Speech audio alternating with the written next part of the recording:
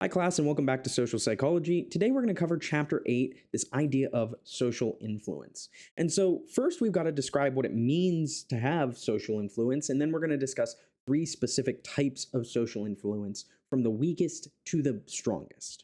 So, to start off, what do we mean by social influence? Well, you can kind of guess because it's in the name. Right? It's how we are influenced by our social environment, by other people, how they influence our thoughts, our feelings, and our behavior. So really, this is where we're truly talking about like social psych, right? So how we are influenced by others.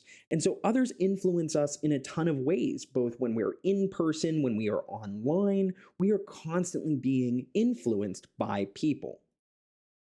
And we want to think about the different levels of influence and how we are influenced. And so we're going to talk about three types here, starting from the weakest to the strongest. So, the weakest type of social influence, our first type of social influence, is probably the most common one, actually. It's conformity. It's the fact that we will look at what other people do and then change our behavior just because we saw other people do something different.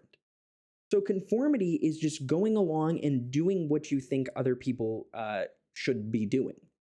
Compare that to compliance.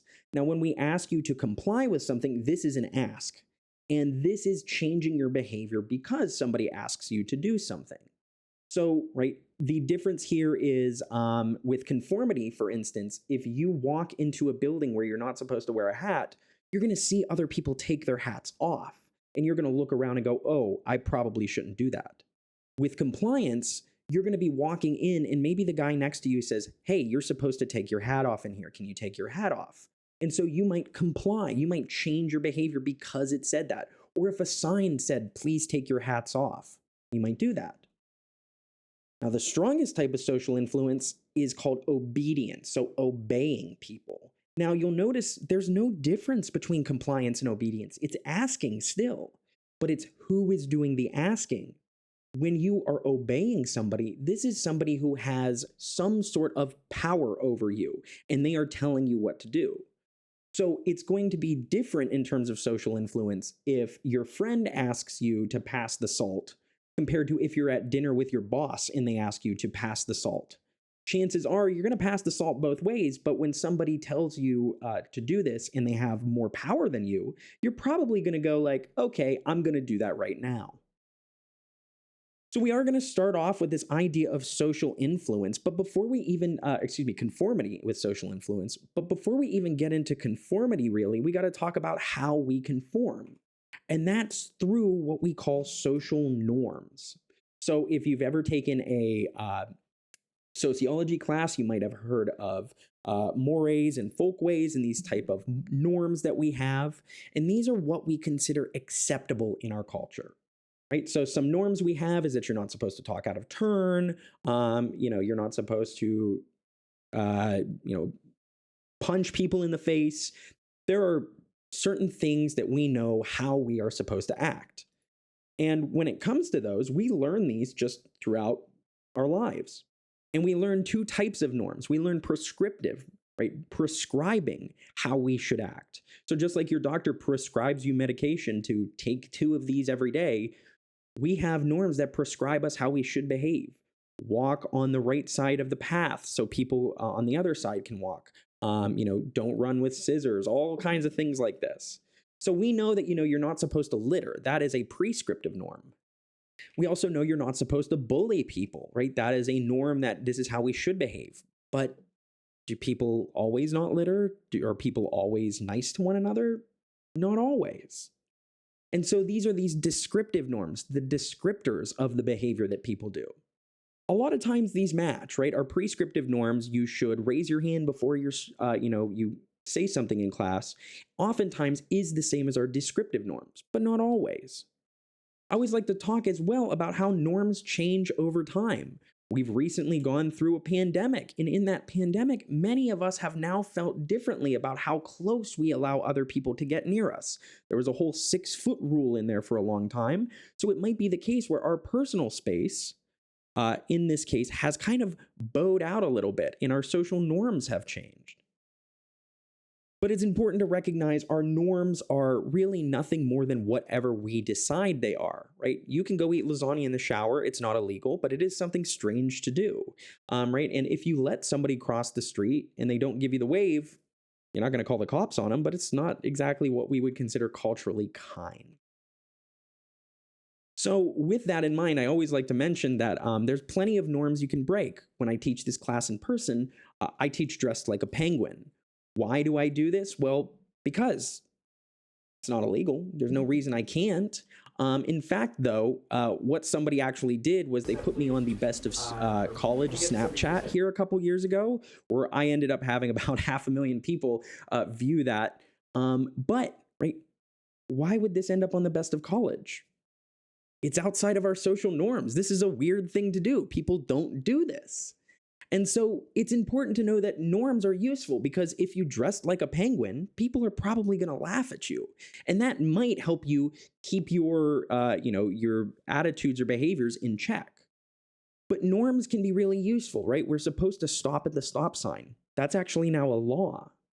But some of the things we can talk about are that if you continuously follow orders from an authority figure, if you obey, maybe when they're not doing something you're supposed to do, this can be really bad.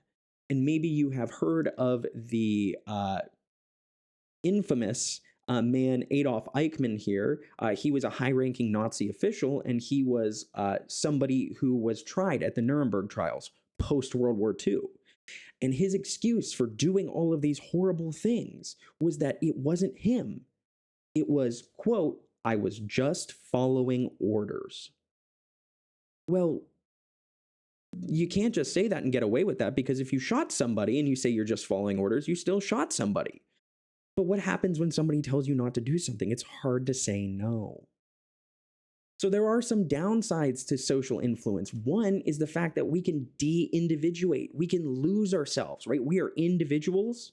What happens when we get into a big crowd? We lose ourselves in the crowd. We lose that sense of self. We become part of this crowd instead of ourselves. Not only that, we lose this sense of responsibility. It kind of diffuses out, it spreads out. So if you saw somebody having a heart attack and you were in a big crowd, you are much less likely to actually help them because you assume that somebody else is going to help them. This is the idea of the bystander effect, that when there are more and more people around, we have this diffusion of responsibility, especially regarding this bystander effect. We assume somebody else will step in and take care of it. Now, there is a video available. You can go type in the bystander effect and look for this video, and you will see just how strong this effect actually is. People will ignore these people and just go about their day. But so that is this kind of idea of social influence, how we are influenced by one another through norms. Now, the first type of influence we want to specifically get into is conformity. And so doing what other people do, changing our responses or our behavior to whatever others are doing. So, right, this is specifically not a direct request. Imagine that you are walking by in a goofy looking outfit, People are probably going to laugh at you, or you're going to notice that you look different. And that might make you feel uncomfortable. And that uncomfortable feeling might make you change what you feel. Or you see people doing something and you say, oh, that must be important. A very famous thing study that you can kind of repeat is take you and about 5 friends and go somewhere busy and just look up. And just look up and wait. And have one of your friends stand by and see how many people conform, change their behavior to look up and see what you're looking at. Many people will. Now, why? Well, there's some videos here to show you how this can be kind of working. But why does this happen? Another video. Well, 2 major reasons. The first is that we want to use other people for information. We watch what other people do and we figure out what we're supposed to do with that. If you've ever been at a classical music performance, there are certain times when the orchestra gets quiet. And then you're not supposed to clap at this point. So you might not clap because you're looking around and saying, am I supposed to clap? I don't want to look like I want to do the right thing here. I don't want to look stupid. And so it's useful that other people can help us to know what we should do. Now, when we see what other people do, we think, oh, that's the way it's supposed to be. And so we internalize it as the right thing to do. Compare that, on the other hand, to the other reason we might conform. This is called normative social influence. So think about social norms. Why do we conform? Because we want to be normal. We don't want to be laughed at for being abnormal, right? We want other people to like us. So, right, this is the idea that you are going to conform because you don't want to look stupid. So an example of this, right, if I asked, hey, have you ever fallen out of your chair before? And you say no, well, all of a sudden I might feel a little stupid. So I'm going to conform to the group and just say, yeah, I've never done that either, right? An idea of normative social influence. But let's talk about this study for the other type, the first type, informational social influence. So in this study, what we did was we brought people into a dark room and we put a dot on the screen. So just like this. Now, the funny thing about this is the dot never moved, right? So you come into a room, it's pitch black, we put a laser, on the wall in front of you, and we ask you to sit there for a minute and tell me, how much does this move? Now, this is called the autokinetic effect because autokinetic, automatically moving. Our eyes perceive this dot, even though it's not moving, to be moving if there's pitch black around it, right? You can't tell, right? So your mind might think, ooh, it's moving. So what we do is we ask people to do this task first by themselves and tell us how much they think it moved. Then we bring them back to do it again for a couple times in a group and see what happens. Notice, though, when you are alone, people's estimates are very different for how much this dot moves, right? They don't have any idea. But what happens when you start listening to other people tell their answers? You might think, maybe they noticed something I didn't. So this informational social influence lets us think, oh, maybe I'm wrong and I said it went way too far. Maybe I should actually say that it moved about the same amount as everybody else. So we are going to use other people's estimates. And this is going to kind of like be the anchoring and adjustment heuristic we talked about here. Now, we're more likely to use this social influence when the situation doesn't have a clear answer or things are going wrong and we need a good answer. So, right, imagine that you are in a classroom in school and the fire alarm goes off. Well, when you're not sure what to do, you're probably going to look to somebody like the professor in the room to see what to do. And right, you probably are going to care to follow along if everybody starts leaving because I don't want to die.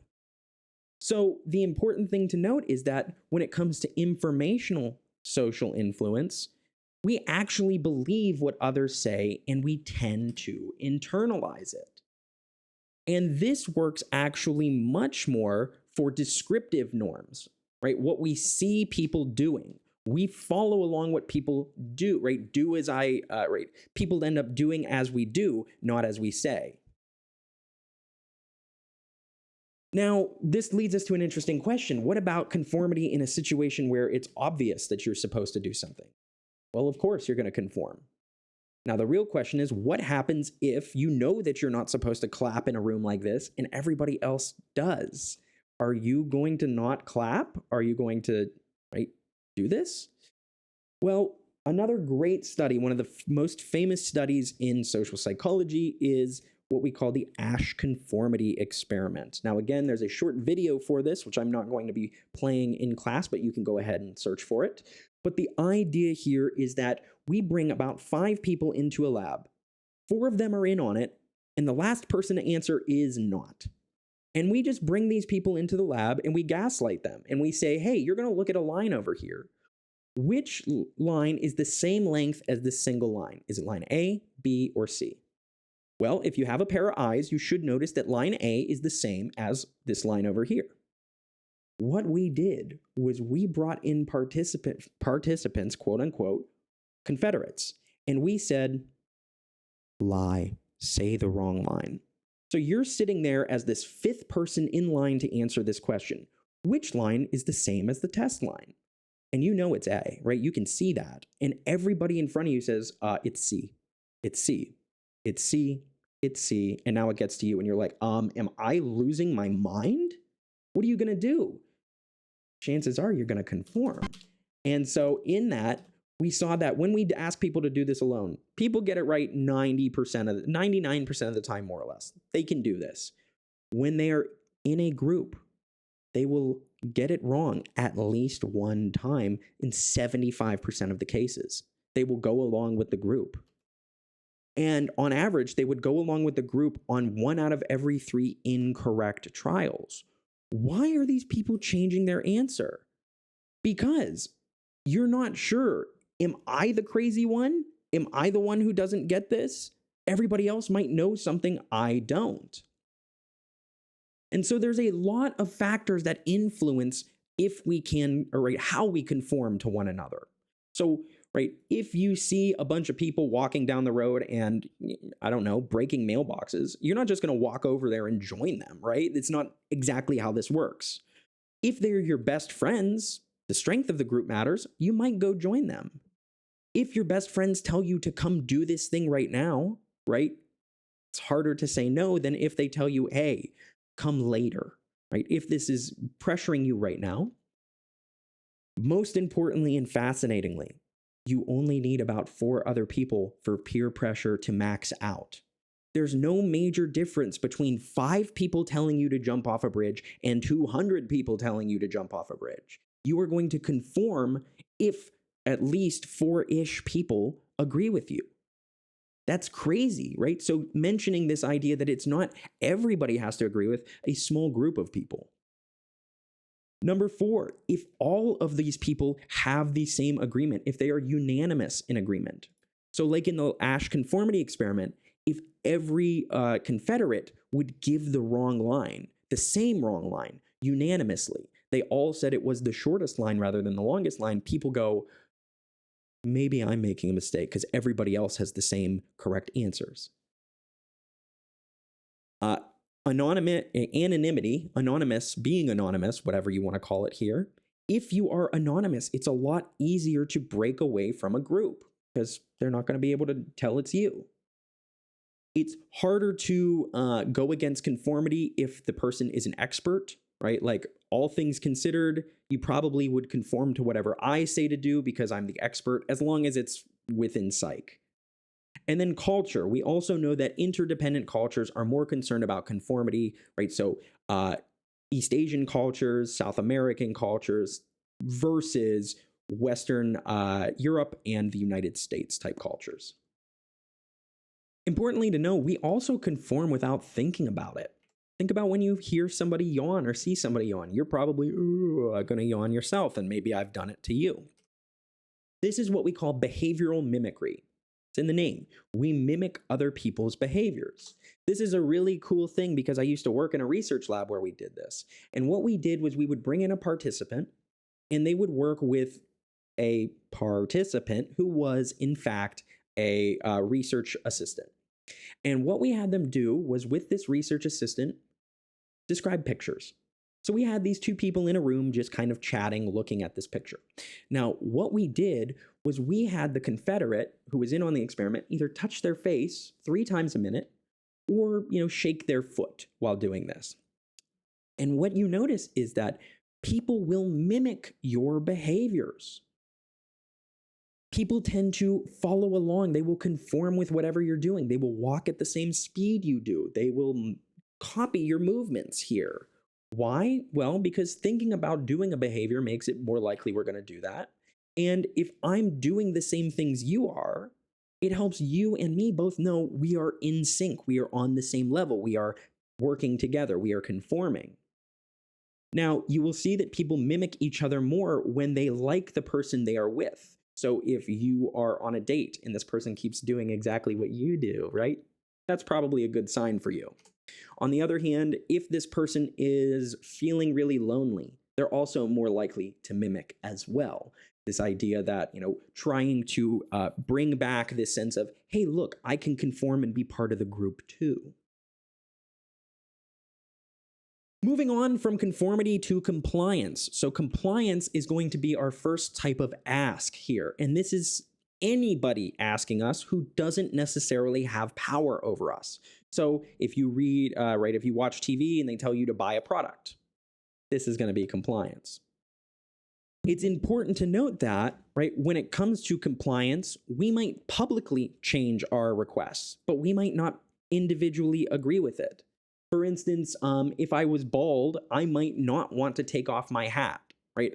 And if somebody told me to take off my hat, I might do it, even if I wasn't really happy about it. So recognizing that we can comply even when we're not happy about it. We can also obey when we're not happy about it, but compliance is the more interesting one here. And with this compliance, what I'd like to do now is talk to you guys about two specific types of compliance, two ways that we can get what we want.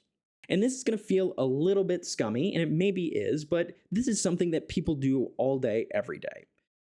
So how can we get people to comply with what we want? Well, we're going to talk about two different techniques, and both of these come from kind of the classical traveling salesman idea. And so the idea is that somebody's going to be traveling around trying to sell you a product. And the first type of compliance we talk about is foot in the door.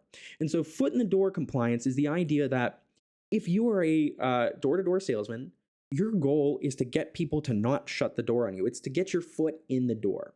And a great example of this from my life is when my mom met a door-to-door salesman who was selling vacuum cleaners. And what he did was he said, "Hi, I'm selling vacuum cleaners, blah, blah, blah. Is there any way I could come in and show you a demonstration?" Getting his foot in the door. And so once he got his foot in the door there, what's he now able to do? Here, let me show you how this works.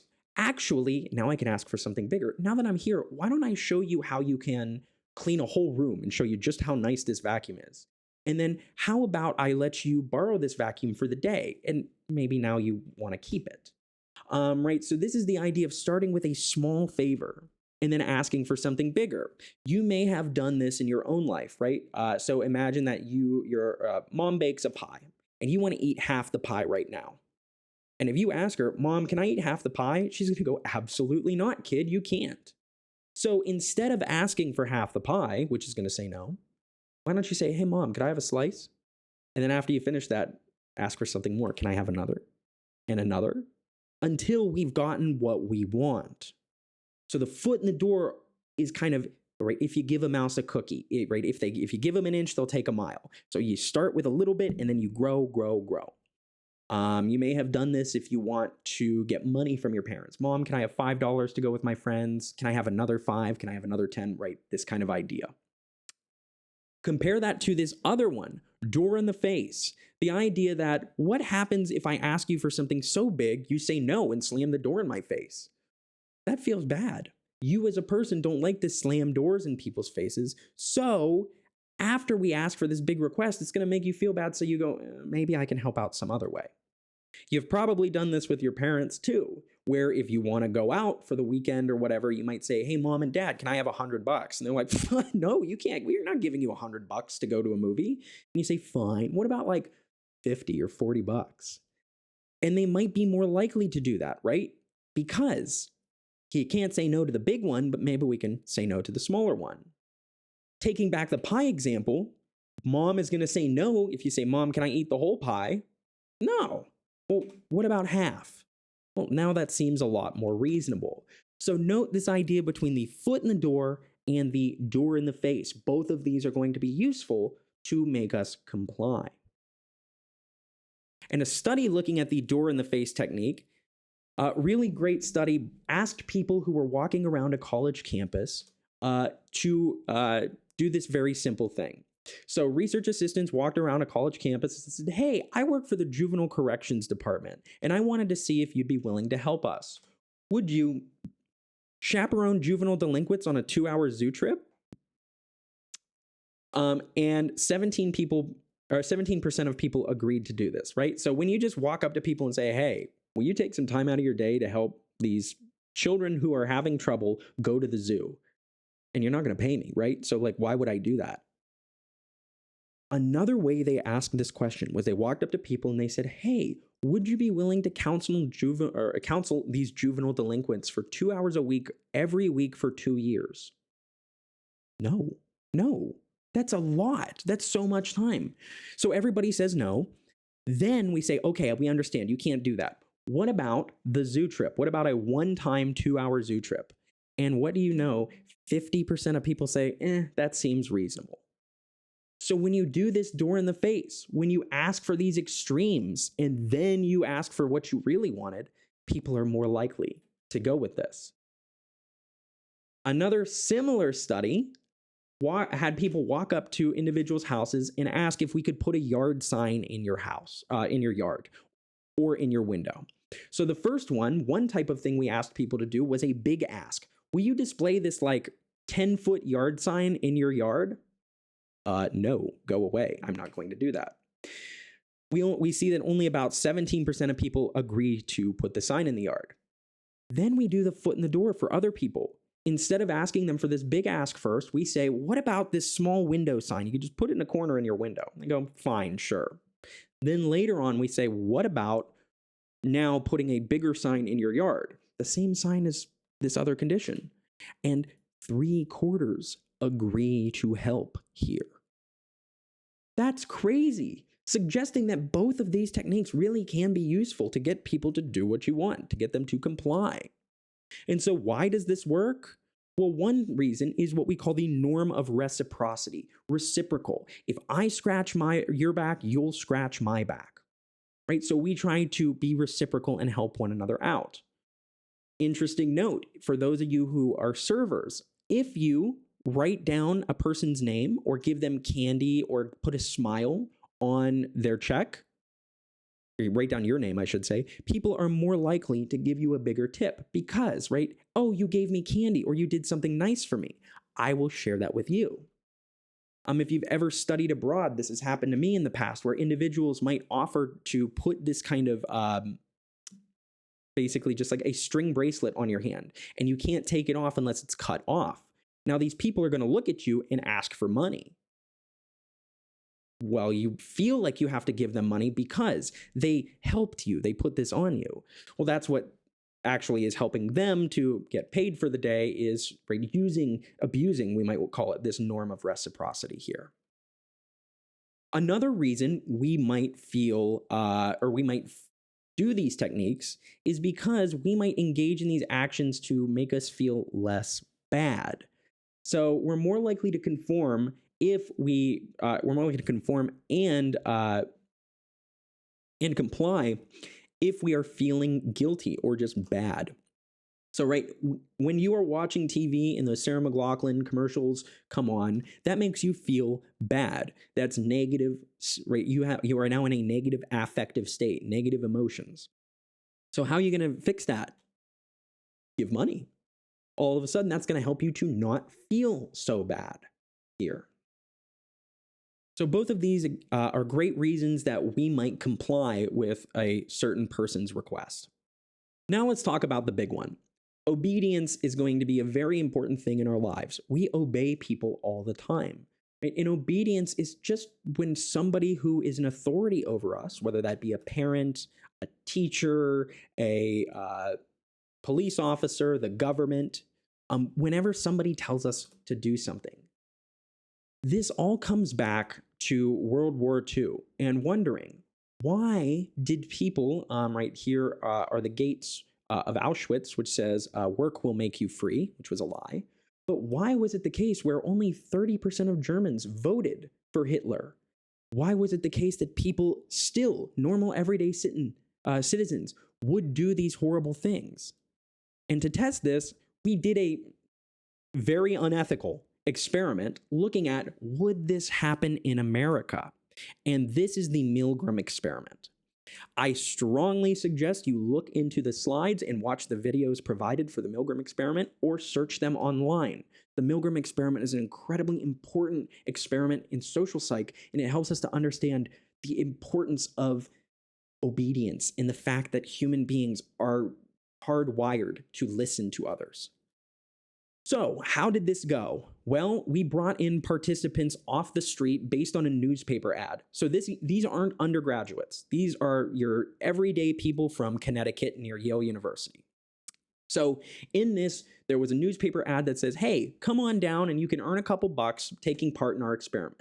In this experiment, some people are going to be memorizing, and we are going to see how punishment affects your memory. So in this experiment, there was a participant, there was another Confederate who was a fake participant, and we always forced the real participant as the teacher here. So what really is happening is we've got this experimenter, the researcher running the study, and two people are showing up here to be part of this. So the teacher is going to be our participant who always randomly, quote unquote, is going to be giving shocks to people. And then we have this person, this learner, who is going to be purposefully answering wrong to get shocked. It's important to note the shocks were not real. So you'll notice here in this picture I've got here, you can see a picture of the actual shocking device here. This man in the middle picture here is going to be the Confederate. Now you can see that what we're actually doing is the experimenter, the guy running this, is hooking him up to the electric shock machine. The participant, the teacher, is watching this intently. And then in the next room, we bring the teacher and the experimenter, leaving the learner, this fake participant, off in his own little room. We disconnect the power and we use a recorded scream. So recognizing what is going to happen here is you think as the teacher, as the person in on the study, that you are shocking another human being. And this human being is going to say, let me out, my heart is hurting, right? Please, I don't want to do this anymore. And eventually he stops talking. Now, the biggest thing and why this helps us to understand why people would do such awful things during World War II is because the door was unlocked for this teacher. This teacher could leave at any time. This would be like if you just walked out of an exam, if you just got up, you could. I'm not going to stop you if you're in my class. But if you said, I want to leave, I said, well, if you leave, then you're not going to come back. Right? You might not leave. So what I want to note is how strong, first of all, the social norm is to listen to people. And second of all, how strong obedience is here. And so here we have a picture of this shock generator. And so each time a person gets it wrong, you are going to press one of these buttons. First at 15 volts, right? If you know a 9-volt battery. So if you stick your tongue on a 9-volt battery, that's like about 3/4 of how much that's going to, hurt you, quote unquote, with that shock, all the way up to 450 volts. And 450 volts will kill you. And so when we kind of think about how this goes, at first it's a slight shock, right? There's a moderate shock, a strong shock. By half point, we're getting to a very strong shock. It's now called intense shock on this, extreme shock. At this point, when you're pressing the button, there's a word that says danger underneath, and at the end it says XXX, you're gonna die. So what happens? Well, firstly, right, when this person's getting a couple volts, they're gonna scream and say, oh, that hurts. And remember, this is just a recording of this person screaming. As we go up, they're gonna say, hey, it really hurts. Eventually, they're gonna start saying, I wanna leave. I don't wanna do this anymore. Get me out of here. It's going to keep going out, right? It's going to get more extreme. I don't want to do this. Quit. Let me out. You have no right to hold me. Let me out. Let me out. Eventually, they stop talking. And so how are you supposed to keep going if they're not answering anymore? Well, the experimenter tells you, treat no response as a wrong response and keep shocking this person. This is problematic here. So again, here is a short version of this, which I highly suggest you take some time to watch. Some things to note are how incredibly upset the man gets with having to do this. So when we actually look at what we found, right, you can look here, and what was predicted by Milgram was that Americans are good little boys and girls, and that eventually once people start saying, no, I don't want to get any of here, you're going to say, oh, I don't want to do this anymore either, I'm out. Did that really happen? Well, everybody obeyed at the beginning. Everybody obeyed up until about halfway, at which case 1/4 of people stopped once we got to intense shock. So we're still getting about 75% of people here. Only 1 out of 8 more, so only about another 12% stopped shocking, and over 60% of people went to the end.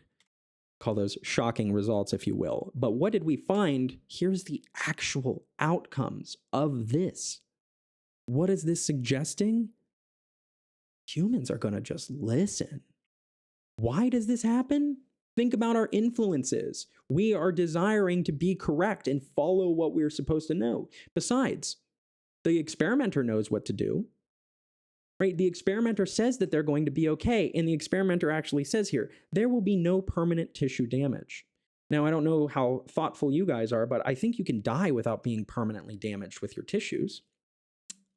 And on the other hand, we want to be liked. We want that normative likeness of the experimenter here. We can also talk about diffusion of responsibility. I'm not responsible. Why? Because that guy told me to do this. And you can think about how we gradually increase that level of shock. That was a foot in the door technique, right? We didn't say, hey, give this guy 300 volts right now. That'd be too much. We started you small and we worked it up. So all of that leads to a simple question. Okay, but does any of that matter? Yeah, it does. 2009, we did a replication. Now, we did this better, right? We screened the participants. We told them what happened at the end. We were ethical here. But what we did was we only brought it up to 150 volts because that's where people started quitting, right? So why don't we go at least until the part where people started quitting and see if that happens? And then we asked them, would you be willing to go past 150 volts? Like, would you do the next step? We're not actually going to make them do that. And so we asked participants, how far will they go? And if they got to 150 volts, will they go to the next step? Will they keep shocking this person? Jesus Christ, the results. Look at this. If we compare Milgram on the left here towards the middle, compared to Berger, 2009 from 1963, those results are not significantly different. They are the same. And when it comes to would people obey Milgram today, Stanley Milgram himself in almost 1980 said that, I would say on the basis of having observed 1,000 people in this experiment, that if death camps were put in the United States, similar to Nazi Germany, we would find plenty of people for those camps in any medium-sized American town. Think about that for a minute. Think about how much we obey. And not only that, we can make this even worse. At a American Psych Association convention, they actually presented some data where they did this on an actual puppy. And they did shock the puppy. And it turned out there were no specific differences. Right? It was exactly what you would expect. Ooh, that's tough. Well, okay. Let's think here, though, about what affects how much you're going to obey this person. And so there's a lot of different variations on this study here. I'm not going to go through them all, and I don't want people to try to memorize all of these. But you'll notice, if the subject, the person giving the shocks, is a bystander, and the experimenter orders, right? Basically, imagine if you were just watching this happen. If you are watching somebody else shock this guy, and the teacher is telling you to do it, and somebody in the next room is getting shocked. People stay because they're not doing it. If the subject chooses the shock level, right? The idea that, if your friends want to do something stupid and you're like, hey, mace me, you're like, well, I don't want to do that. Your friend says, no, I want to be maced. I'm going to try it myself. You're probably going to mace your friend, right? Because they wanted it. So people are more likely to do this if it's okay. But notice what stops individuals from actually doing this. If there is no unanimous decisions, if people rebel, if the experimenter tells you to stop, right? If the person running the study says, okay, we can stop, but the victim says, keep going, you're going to listen to the guy telling you what to do. If the experimenter says, this is ridiculous, we shouldn't be doing this, you're not going to listen to them. So what is causing this? It seems to be how close you are to these people, and if this person has prestige over you, right? So, what characteristics increase obedience? If they're far away, if you watch this person put on all of this equipment to get shocked, that's really close to you. That's really concrete of a construal. What if I told you we've hooked up some rando 1,000 miles away to this and you won't ever get to meet them? You're more likely to obey because this is just pressing a button for you. We can think about who the institutional authority is, right? When we say that this isn't being run by Yale psychologists, less people obey. We assume that the psychologists know what they're doing. If we are resisting with other people, you are more likely to, right, find a way to not do this. And lastly, if the experimenter was just a random person, didn't have any prestige, you are going to not obey. But if the experimenter seemed like the most powerful social psychologist you've ever met, you're probably going to listen. If other people disobey, if we are physically close to the other person, that is going to cause us to realize that we shouldn't be doing this. You might ask, though, what does this have to do with anything? Well, this actually kind of comes to a real life scenario that there was an incredibly cruel hoax that was done on this poor girl where an individual lied and said that he was a officer and made this manager strip search a underage girl. Why? Well, because we listen to authority and they tell us what we're supposed to do. So how do we resist social influence? Now, I want to be very clear. Social influence is really good. You're supposed to stop at a stop sign so that way you don't get T-boned. However, what happens if, right, your teacher tells you to slap your friend? Or, this is a problem where somebody tells you to do something you're not supposed to. We as Americans, as individualist cultural, we have a stronger reactance theory. We don't like when people tell us what to do. Right? And think about this even with like masks, how much people were upset about things. So when you tell me to do something, I don't like that. And chances are I'm not going to do it. But there are other things that help us actually resist social influence. If we make our descriptive norms clear, don't do these terrible things. Or excuse me, rather than prescriptive. Let me rephrase that. So if we make this instead of don't throw rocks at signs, instead we make it something like, please note, people are respectful here, right? We kind of acknowledge that people will be more respectful there. If you have somebody else who's willing to stand up and help you, if you can appraise your emotions, or if you are somebody who has frequently practiced disobedience, this is something that is useful, but it's not easy to do. Unfortunately, this is a lecture that pairs much better in person than online, but I hope you all get the basics of social influence. If you have any questions, please feel free to reach out to me. But other than that, I hope you all have a great day. Bye-bye.